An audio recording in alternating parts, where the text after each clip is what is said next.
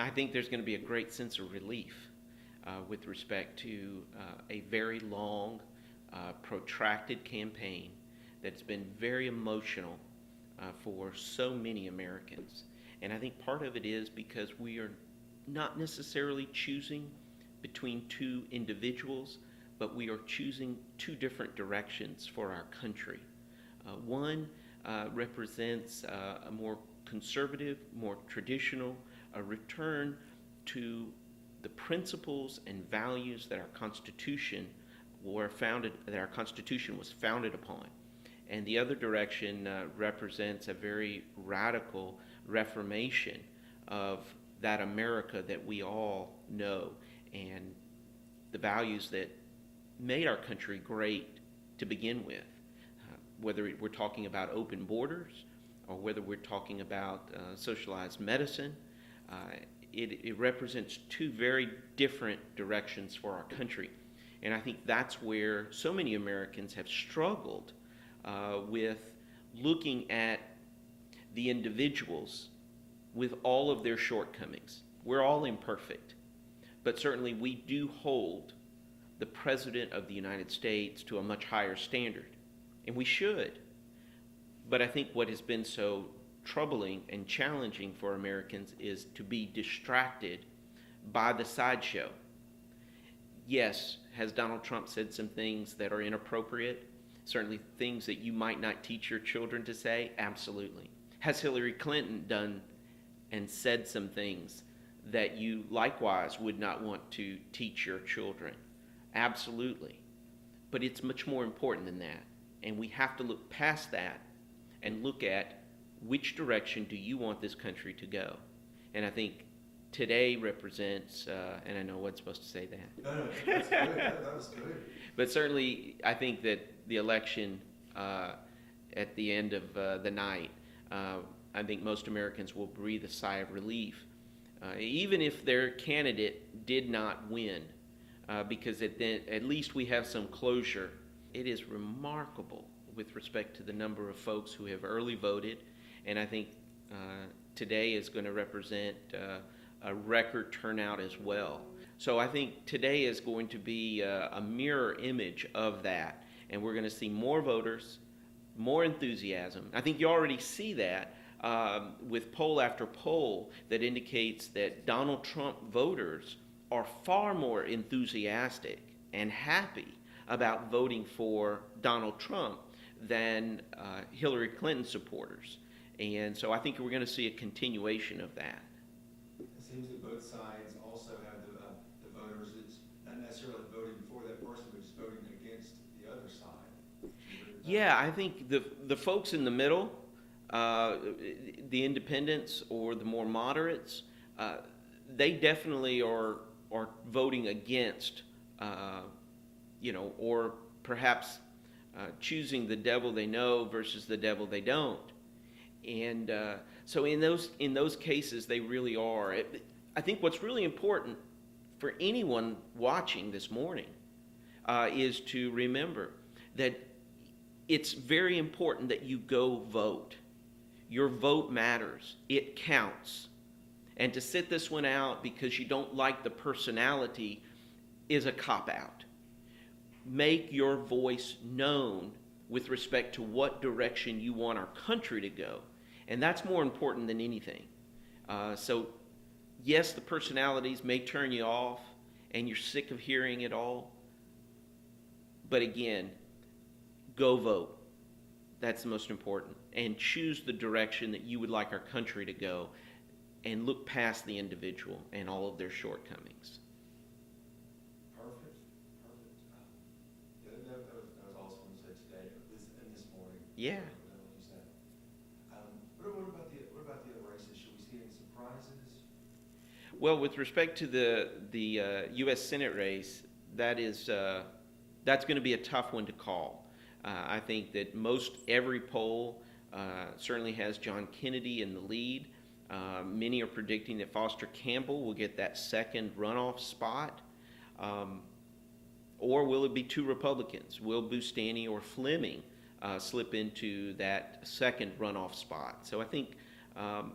the polls right now, certainly leading up to today, indicate that John Kennedy is strong.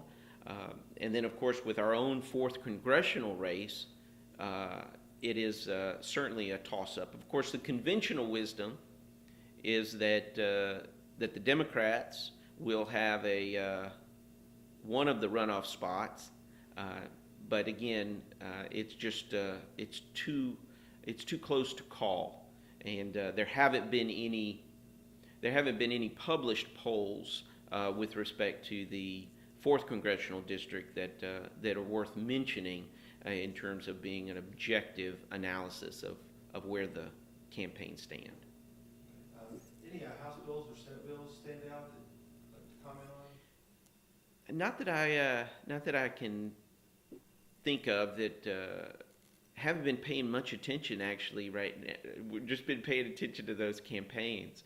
But I'm sure all that will change. I know that Congress just came out of a session in September, and that impacted a lot of the campaigning, especially for the U.S. Senate race. I know Dr. Bustani was our guest speaker last week, and he certainly indicated that Congress being in session definitely hampered, along with the flooding that occurred down in Livingston Parish, but no bills as of any specific. Okay, first for record, first last name. You want me to hold it? I'll hold it for you. Okay. It's R.J. Johnson, John. Okay, talk about the lay of the land. Sure. Tuesday's a pretty big day. We ready? We're ready. We're always ready. I think that's one thing that we do well in the Democratic Party. It's about getting voters out. So we'll have a robust GOTV campaign across the district, across Caddo Parish, and particularly across the 4th Congressional District, because that's a certainly important district. We have an open congressional seat, of course, an open U.S. Senate seat, and of course, President of the United States. And we have a judicial race here in Caddo Parish. So those are very, very vitally important elections for our people. What about the early voting? It's pretty impressive. Amazing turnout, absolutely amazing turnout. I think early voting is something that Louisiana does very well. I think early voting is something that candidates should really pay attention to as they go forward in campaigns. It's people want to early vote. I certainly wish that Caddo Parish had more than one early voting location, and that's something I think we have to look at in the future, is more early voting locations for Caddo Parish. But it's amazing to see the early voting campaign and how those votes came out. I've heard that brought up a couple of times. That's a really good point. Absolutely. Definitely having more than one location. Absolutely. What's Tuesday going to be like? Tuesday is going to be very, very interesting. I think Tuesday is going to be an opportunity for America to tell the rest of tell the world where we're going, where we're headed, what we're looking for from our politicians, what we're looking for from our elected leaders. It's going to be, Louisiana has a opportunity to elect some new people to Congress with 2 open congressional seats, and we have an opportunity in here just in Caddo Parish to have a new congressperson, and I think that's going to be very important to establishing the direction of our country, where we're going.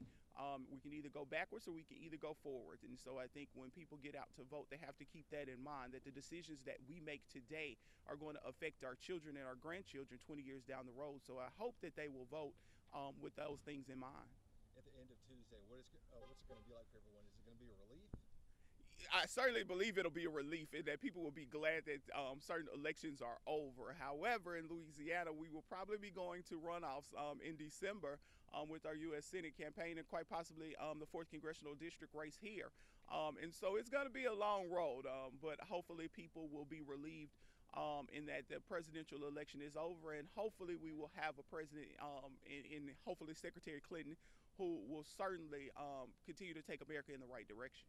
Do you think in any of the races here locally there are going to be any surprises, any upsets? Well, it could definitely be some upsets. In the 4th Congressional District race, I believe Trey Bockham is doing a great job in trying to get his name out there. He's put on some very poignant ads, and so he's getting his name recognition up. So he could definitely get in a runoff where that's not expected. You have Councilman Oliver Jenkins, who was originally a front runner, and Mike Johnson, who could be left outside when it comes to that runoff for the 4th Congressional District. And certainly we hope Marshall Jones will make that runoff. And quite frankly, I think that if Marshall Jones has a great GOTV campaign, he could possibly win in the primary, being the only Democrat in the race. And you're knocking everything out of the park. Anything else you'd like to add? Well, we're hoping that everybody realizes that at the end of the day, elections are elections, and somebody has to win and somebody has to lose. I think it's important to realize that we are a great country, we are a great state, and we have elections, and elections are just that, elections. When it's all over at the end of the day, we still have to live together, we still have to work with each other, and certainly we hope that partisan politics won't play a part in that as we continue to live and build a better parish and build a better state and country. RJ, thank you very much. You're welcome. You're welcome.